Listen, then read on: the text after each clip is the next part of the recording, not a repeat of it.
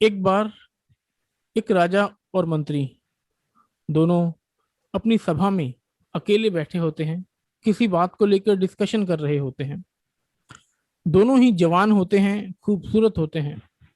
दोनों बचपन से दोस्त होते हैं और वो एक दूसरे की रिस्पेक्ट बहुत ज्यादा करते हैं। एक बार उसी सभा में जब वो दोनों बैठे होते हैं, एक व्यापारी आता है और वो व्यापारी अपनी बहुत ही शानदार तलवार दिखाता है। तलवार का जो सांचा है लाल रंग का है, सोने से उसकी नक्काशी की हुई है। और जो तलवार है बहुत ही सुंदर, बहुत ही हल्की, जो मेटल लगा हुआ है बहुत ही फाइन, इतनी तेज कि एक बार में सामने वाले को दो टुकड़ों में बांट दे।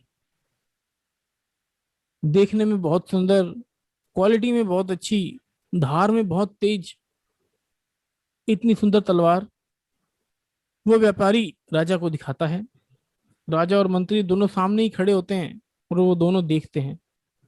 राजा को बहुत पसंद आती है वो तलवार। राजा उस तलवार को उस व्यापारी से खरीद लेता है। अब राजा थोड़ी देर बाद उस तलवार को खोल के देखता है, उसके साथ खेलने की कोशिश करता है। तो इसी बीच राजा की उंगली का, फर्स्ट उंगली का थोड़ा सा हिस्सा कट के जमीन पे गिर जाता है। राजा की उंगली से खून ही खून निकल रहा होता है। इतने में मंत्री, जो उसका दोस्त भी होता है, वो हंस पड़ता है और कहता है कि जो होता है अच्छे के लिए ही होता है। उसकी हंसी को देखकर राजा को बहुत गुस्सा आता है। राजा अपनी दोस्ती भूल जाता है। राजा अहंकार में आ जाता है कि तू एक मंत्री है और तू अगर मेरा दोस्त ना होता तो मैंने तेरे को मंत्री भी नहीं बनाना था।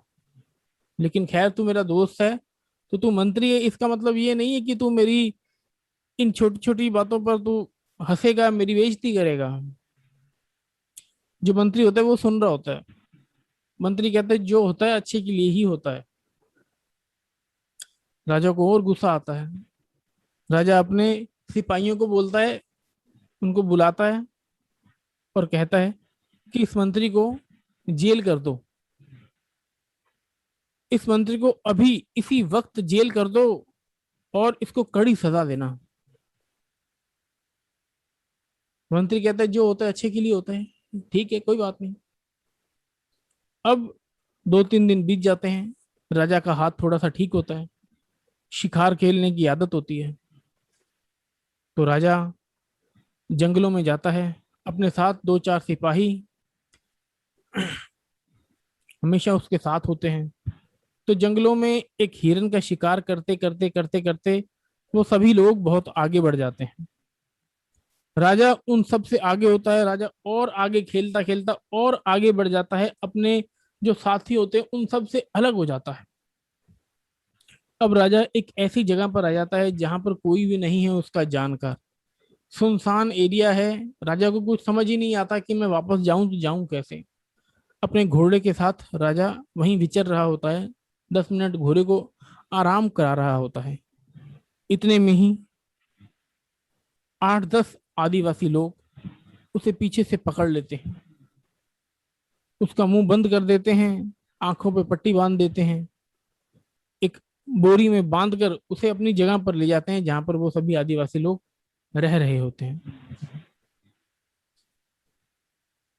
आज उन आदिवासी लोगों के यहाँ एक फंक्शन होता है और उस फंक्शन में उनको जितने भी लोग उनके आसपास उन्हें मिलते हैं उनकी बलि चढ़ानी होती है। और उनकी बलि चढ़ाने के बाद उनको किसी देव या देवी को प्रसन्न करना होता है। लेकिन जैसे ही वो राजा को उस बोरी से निकालते हैं, राजा को बांध देते हैं और अगली सुबह राजा की बलि देनी होती है। सुबह होती है, राजा को नहलाया धुलाया जाता है, उसकी संवारा जाता है, सजाया जाता है। और सजाते सजाते किसी इंसान को दिखता है कि राजा की तो उंगली कटी हुई है, इसका शरीर तो भंग है। तो ये बात कबीले के, आदिवासी कबीले के मुखिया को पता चलती है। मुखिया सर पे हाथ रख के रोता है कि सारा सारा दिन सारी रात मेहनत की, एक इंसान मिला, उसका भी शरीर भंग है। तो राजा को थोड़ा सा मार पीट के वहां से भगा देते हैं और कह देते हैं कि भैया देखो, तुम्हें छोड़ रहे हैं, लेकिन आज के बाद हमारे इलाके के आसपास भटकना भी मत। तो राजा हाथ जोड़ता है कि मेरे को छोड़ दो, एक बार मेरे को घर जाने दो, उसके बाद मैं कभी नहीं आऊंगा। तो राजा को उसका घोड़े के साथ उसे छोड़ देते हैं। राजा कैसे ना कैसे अपने महल पहुंचता है, अपने राज्य में पहुंचता है। अब जैसे ही राजा अपने राज्य में पहुंचता है, अपने महल में पहुंचता है, नहा धो के जैसे ही दरबार में आता है, तो सबसे पहले यही कहता है, सिपाहियों जाओ उस मंत्री को लेकर आओ जिसको मैंने 3-4 दिन पहले कहा था कि जेल में डाल दो। वो सभी लोग उस मंत्री को लेकर आते हैं। राजा मंत्री को प्रणाम करता है,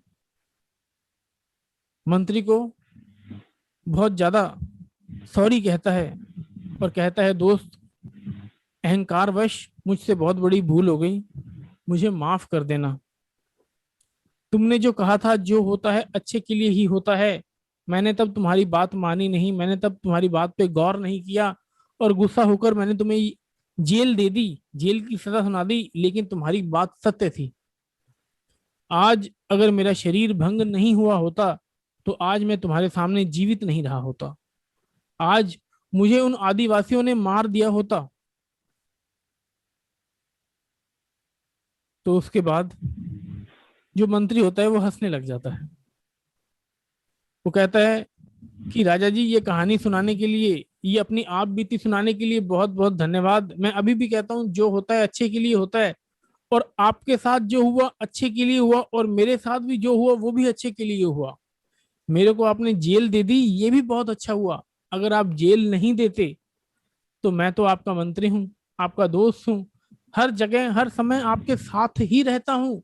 और ऐसा भी होता कि जब आप शिकार कर रहे होते मैं भी आपके साथ ही होता, मैं भी आपके साथ हर जगह हर क्षण हर पल रहता।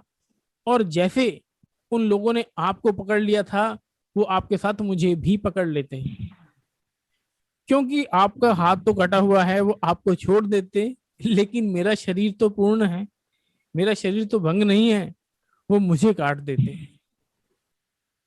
मेरी गर्दन उतार देते, जो कि बहुत गलत होता। इसीलिए मैं जो कहता हूँ उसे कभी कभी मान लिया करो। और जो मैं कह रहा हूँ वो ये है कि जो होता है अच्छे के लिए ही होता है। ईश्वर का धन्यवाद करो और ईश्वर को यही कहो कि हे ईश्वर, हमारे साथ जो करो अच्छे के लिए करो, और जो कर रहे हो वो अच्छे के लिए ही कर रहे हो। इस कहानी से दोस्तों हमें यही सीख मिलती है कि हमें ईश्वर की रजा में राजी रहना चाहिए। बहुत सी चीजें ऐसी होती हैं जो हमारी मर्जी से नहीं होती। हर इंसान का सारा कार्य जो वो सोचता है वो पूरा नहीं हो सकता, हर इंसान की सभी इच्छाएं पूरी नहीं हो सकती, हर इंसान को सभी सुख नहीं मिल सकते, किसी को कुछ मिलते हैं कुछ रह जाते हैं। तो इसमें ज्यादा दुखी होने की, परेशान होने की जरूरत नहीं है। इसमें ईश्वर की मर्जी और नेक्स्ट कह के हमें आगे बढ़ जाना चाहिए। हम खरीदारी करने जाते हैं, जितनी भी दुकानें देखते हैं कि उन सब का सामान ले लेते हैं, नहीं लेते। हम कोई सूट खरीदने जाते हैं, एक दुकानदार पर 10 से 15 सूट देख लेते हैं कि आपने सारे खरीद लेते हैं, नहीं खरीदते। वैसे ही जो हमारे साथ होता है वो अच्छे के लिए ही होता है, हमें इस चीज को समझना चाहिए।